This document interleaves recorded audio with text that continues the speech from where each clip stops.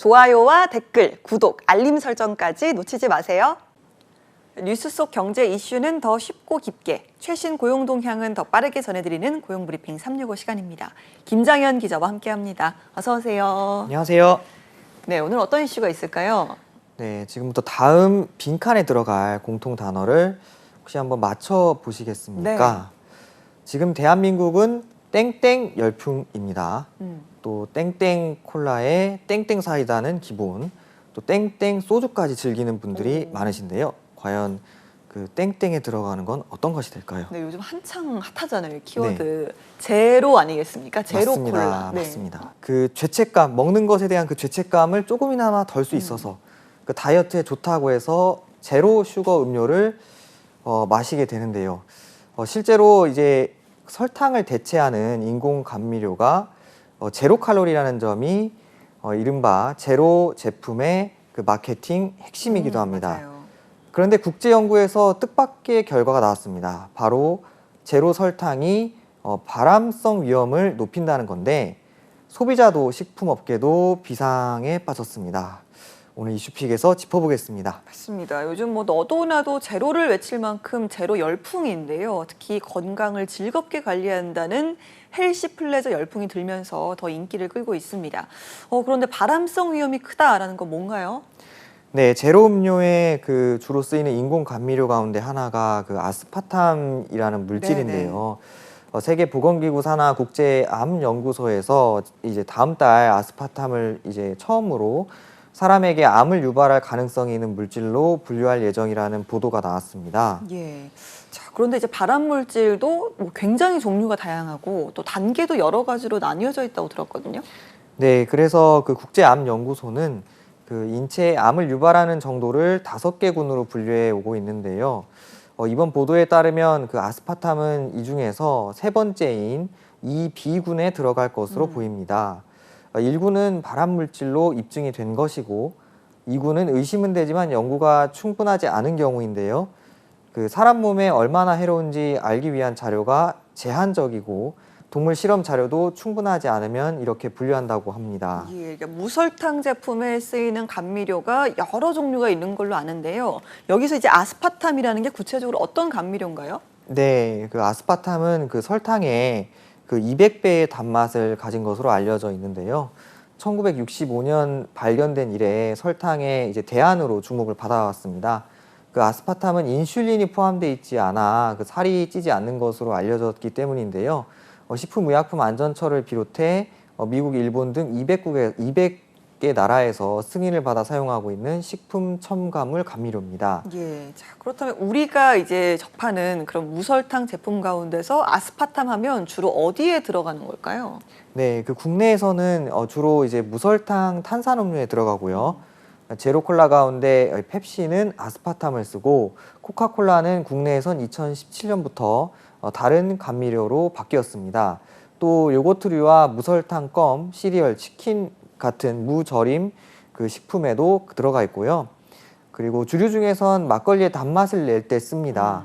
식약처에 따르면 아스파탐은 7개 식품 유형에 대해서만 사용량을 제한하고 있고 어떤 제품이 유통되고 있는지는 아직 다 파악은 안 된 상황이라고 합니다. 네, 상당히 많은 음식에 들어가네요. 자, 그럼 당장 이런 식품들 먹지 말아야 되는 걸까요? 네, 뭐 반드시 그럴 필요는 없습니다. WHO 등급은 해로운 정도가 아니라 얼마나 과학적으로 많이 입증됐느냐로 나뉩니다. 그래서 1군에는 성면과 라돈 같은 유해 물질부터 알코올과 니코틴, 심지어 자외선도 들어갑니다. 2군에는 붉은 고기와 그리고 휴대전화 전자파도 포함이 되는데요. 그러니까 암을 유발할 가능성이 있는지 확인할 필요가 있다 정도로 보면 됩니다. 또 아스파탐에 대해서도 다른 의견도 있습니다. 네, 그러면 암 유발 가능성이 없다라는 의견도 있는 걸까요? 네, 그 미국 암협회나 그 미국 식품의약국 그리고 유럽 식품안전청 등에서는 그 아스파탐이 암 발생에 결정적인 연관성이 없다고 지적하는데요. WHO 공식 발표가 나온 뒤 국제사회의 연구 동향을 좀 더 지켜봐야 할 것 같습니다. 네, 뭐 너무 불안해할 필요도 없겠지만요. 사실 소비자 입장에서는 또 굳이라는 생각이 되도록 좀 피하게 될 것 같은데요. 네, 아무래도 그렇게 생각을 하실 네네. 텐데요. 네, 그 아스파탐의 하루 섭취 허용량은 체중 1kg당 40mg입니다. 예를 들어 60kg 나가는 성인이면 제로 탄산음료를 10캔, 20캔까지는 마셔도 되는 양인데요. 오. 하루에 많은 양을 먹을 수는 없어서 지나치게 걱정할 필요는 없다는 의미인 건데요. 다만 발암물질 등급에 포함되면 아스파탐 섭취량 기준도 앞으로 바뀔 것으로 보입니다. 네. 그래도 소비자는 혼란스럽고 아무래도 좀 피하는 마음이 한순간에 사라지진 않을 것 같습니다. 당장 제로 음료에 사활을 걸었던 기업들도 당혹스럽겠어요? 네, 그 제로 음료는 또 맛이 아니라 건강 때문에 또 소비자들이 찾아 마셨던 만큼 그 수요 감소는 아무래도 좀 불가피할 것이라는 전망이 우세합니다. 지난해 국내 제로 음료 시장은 6년 전에 비해 3배 이상 커진 약 3천억 원 규모였는데요. 그만큼 많은 기업이 이번 사태에 촉각을 곤두세울 수밖에 없는 상황입니다. 그렇네요. 고민이 참 클 수밖에 없겠습니다. 그러면 뭐 아스파탐을 뺀다든지 원료를 바꿀 수는 없는 걸까요? 네, 그 제과 업계 그 오리온과 크라운은 이제 선제적으로 일부 제품에 들어간 아스파탐 원료를 대체하는 것을 이제 검토하는 상황이고요. 그 막걸리 업계도 업계 차원에서 공동 대응 기준을 마련할 계획이라고 밝혔습니다. 펩시는 원액을 본사에서 받아 쓰고 있어 본사와 향후 방향을 논의 중인 만큼 조만간 결론이 날 것으로 보입니다.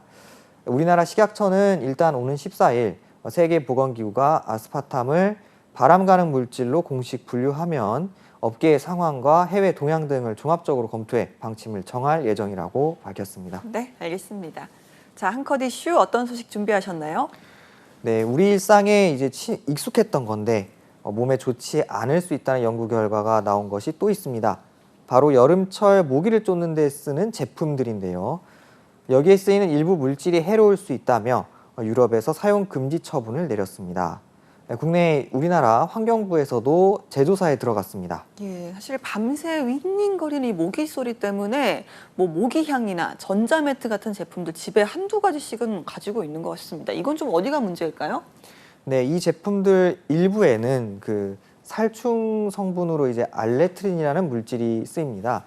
불을 붙여 쓰는 코일형 모기향의 경우 국내 모든 제품에 또 전자 매트형 가운데는 F킬라 매트 제품에 이 알레트린이 쓰이고 있는데요. 유럽과 달리 스프레이나 액상 훈증의 경우 국내에서는 이 물질이 쓰이지 않는 것으로 조사됐는데 지난 3월 유럽연합은 이 알레트린 사용 금지 결정을 내렸습니다. 네, 이 알레트린이라는 물질도 역시 독성을 가지고 있는 걸까요? 네, 알레트린은 원래 그 사람이 마시면 천식이나 비염 등을 유발할 수 있어 모기 살충제의 0.25% 농도로만 쓰입니다. 그런데 유럽연합은 이와 별개로 알레트린이 햇빛에 의해 분해될 때 나오는 산물이 안전하지 않다고 판단한 건데요. 환경부와 우리나라 전문가들은 아직 신중한 입장입니다. 일단 그 알레트린에 문제가 제기된 만큼 올 연말까지 유럽연합의 검증 방식을 조사해 위해성 여부를 결론 내겠다고 밝혔습니다. 네, 알레트린 이야기까지 좀 들어봤습니다. 이번 주에 아스파탐 평가 결과에 따라서 우리의 식생활은 물론 식품업계에도 파장이 예상되는데요. 소비자의 혼란과 불안을 낮춰줄 수 있도록 우리 정부나 식약처의 명확한 대응도 필요해 보입니다. 오늘도 김장현 기자와 함께했습니다. 고맙습니다. 감사합니다.